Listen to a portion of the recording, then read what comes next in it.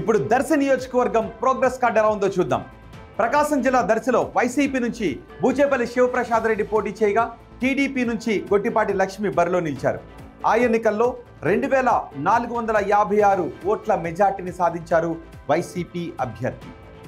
మరి కూటమి ప్రభుత్వం ఏడాదిన్నర పాలన తర్వాత ఈ సెగ్మెంట్లో జనం ఏమనుకుంటున్నారు? ఎమ్మెల్యే పనితీరుపై సంతృప్తితో ఉన్నారా? ముఖ్యమంత్రి పనితీరుకు ఎటువంటి రేటింగ్ ఇచ్చారు? నారా లోకేష్, పవన్ కళ్యాణ్, జగన్ గురించి ఈ సెగ్మెంట్ ప్రజలు ఏమనుకుంటున్నారు? ఓవరాల్గా కూటమి ప్రభుత్వంపై జనం మాట ఏమిటి? బిగ్ టీవీ ఎక్స్క్లూజివ్ సర్వే రిపోర్ట్లో చూద్దాం. ఎన్నికల సమయంలో దర్శి నియోజకవర్గ ప్రజలకు బూచేపల్లి ఇచ్చిన హామీలు ఏంటో ఒకసారి చూద్దాం. ఇవే ఆ నియోజకవర్గ ప్రజలకు బూచేపల్లి ఇచ్చిన హామీలు. మొగిలి గుండాల రిజర్వాయర్ను పూర్తి చేస్తాను అంటూ హామీ ఇచ్చారు.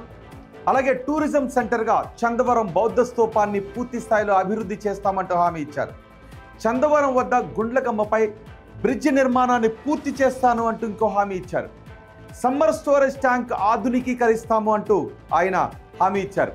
కొత్త ఫిల్టర్ బెడ్లు, ఓవర్ హెడ్ ట్యాంకుల నిర్మాణాన్ని చేపడతాము అంటూ నియోజకవర్గ ప్రజలకు ఎన్నికల సమయంలో హామీలు ఇచ్చారు. పేదలకు ఇళ్ల స్థలాలు, ఇల్లు నిర్మించడాన్ని చేపడతామని హామీ ఇచ్చారు. దొనకొండను పారిశ్రామిక కారిడార్గా మారుస్తాను, అభివృద్ధి చేస్తాను అంటూ దర్శి ప్రజలకు హామీ ఇచ్చారు బూచేపల్లి. మండల కేంద్రాల్లో జూనియర్ డిగ్రీ కాలేజీల నిర్మాణాన్ని చేపడతాము అంటూ బూచేపల్లి ఎన్నికల సమయంలో దర్శి నియోజకవర్గ ప్రజలకు ఇచ్చిన హామీలు. మరి ఇప్పటికీ దర్శి నియోజకవర్గంలో ఉన్న సమస్యలు ఏంటో చూద్దాం. ఇవే ఇప్పటికీ దర్శి నియోజకవర్గంలో ఉన్న సమస్యలు. దొనకొండ మండలంలో అభివృద్ధి లేకపోవడం ప్రధాన సమస్య. పరిశ్రమలను ఆకర్షించే విధంగా చర్యలు చేపట్టకపోవడం ఒక ప్రధాన సమస్యగా కనిపిస్తుంది. నాగార్జున సాగర్ కుడి కాలువ నిర్వహణ లేకపోవడం ఇంకో సమస్యగా కనిపిస్తోంది. మిర్చి, పొగాకు, పత్తికి సరైన ధర లేకపోవడం ప్రధానంగా రైతాంగాన్ని ఇబ్బంది పెడుతున్న సమస్య. మొగిలిగుండ్ల మినీ రిజర్వాయర్కు గ్రహణం పట్టినట్టుగా కనిపిస్తోంది. దశాబ్దాలుగా ఈ ప్రాజెక్టు ఆలస్యం అవుతూ ఉంది. ఇది ఇంకో ప్రధాన సమస్య.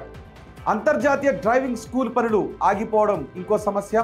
అలాగే పట్టణ కేంద్రానికి దూరంగా బస్టాండ్ ఉండటం ప్రజలకు అసౌకర్యాన్ని కలిగిస్తుంది. పట్టణంలోకి బస్టాండ్ మార్చాలి అని జనం డిమాండ్ చేస్తూ ఉన్నారు. అలాగే ప్రభుత్వ డిగ్రీ కాలేజ్ బిల్డింగ్ను నిర్మించాలి అంటూ విద్యార్థులు, వారి తల్లిదండ్రులు డిమాండ్ చేస్తున్నారు. పొగాకు, మిర్చి నిల్వలకు కోల్డ్ స్టోరేజ్లను ఏర్పాటు చేయాలి అంటూ ప్రజలు, రైతులు పెద్ద ఎత్తున డిమాండ్ చేస్తున్నారు. ఇక వెలుగొండ ప్రాజెక్టు పనుల పురోగతి నెమ్మదించడం ఒక ప్రధాన సమస్యగా కనిపిస్తూ ఉంది. ఎమ్మెల్యే బూచేపల్లికి నెగిటివ్గా ఉన్న అంశాలు ఏంటో చూద్దాం. ఎమ్మెల్యే ప్రతిపక్ష పార్టీ కావడంతో దర్శి నియోజకవర్గంలో ఆయనకు చాలా సవాలు ఎదురవుతూ ఉన్నాయి.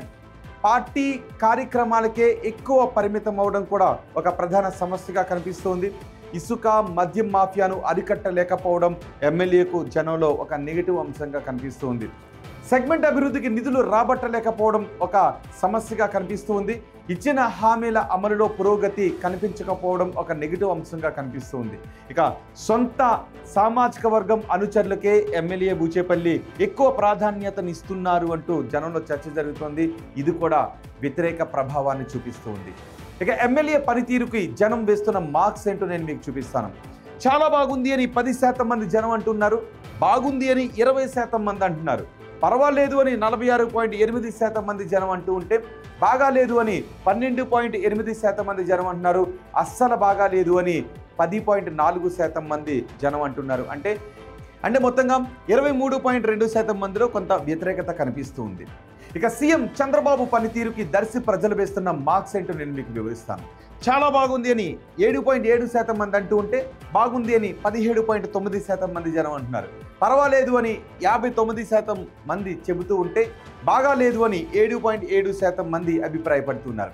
అస్సలు బాగాలేదు అని ఇంకో 7.7% మంది జనం అంటున్నారు.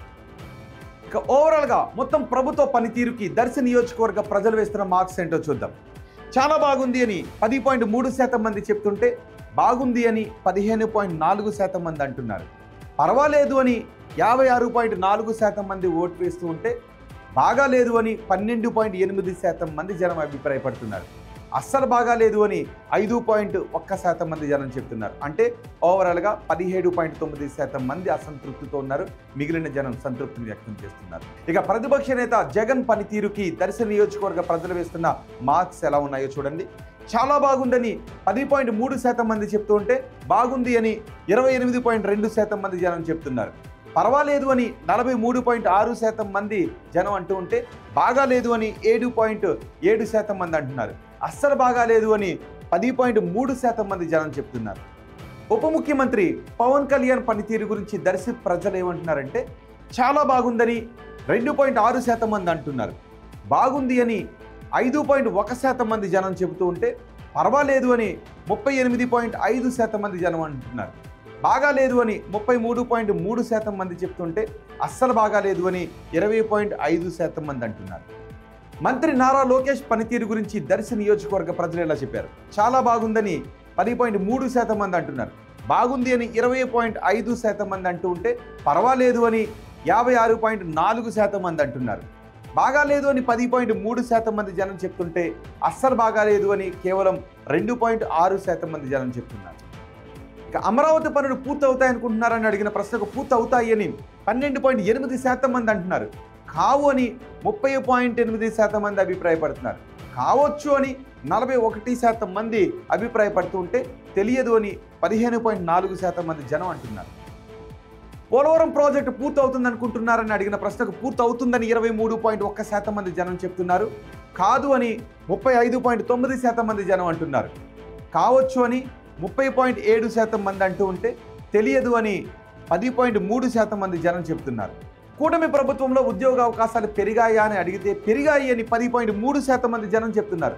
పెరగలేదు అని 38.5% మంది అంటూ ఉంటే పెరిగి ఉండొచ్చు అని 38.5% మంది జనం చెబుతున్నారు. ఇక తెలియదు అంటున్న వారి సంఖ్య 12.7%గా ఉంది. వచ్చే ఎన్నికల్లో వైసీపీ అధికారంలోకి వస్తుంది అనుకుంటున్నారని అడిగితే వస్తుంది అని 30.8% మంది అంటుంటే రాదు అని 20.5% మంది జనం చెప్తున్నారు. రావచ్చు అని 43.6% మంది అంటుంటే తెలియదు అని 5.1% మంది అంటున్నారు. చంద్రబాబు తర్వాత ముఖ్యమంత్రిగా ఎవరైతే బాగుంటుందని అడిగితే పవన్ కళ్యాణ్ అయితే బాగుంటుందని 2.6% మంది చెప్తుంటే నారా లోకేష్ అయితే బాగుంటుందని 76.9% మంది చెప్తున్నారు. తెలియదు అని 20.5% మంది జనం అంటున్నారు. ఇవి ఓవరాల్గా దర్శి నియోజకవర్గం గురించి big TV progress card report.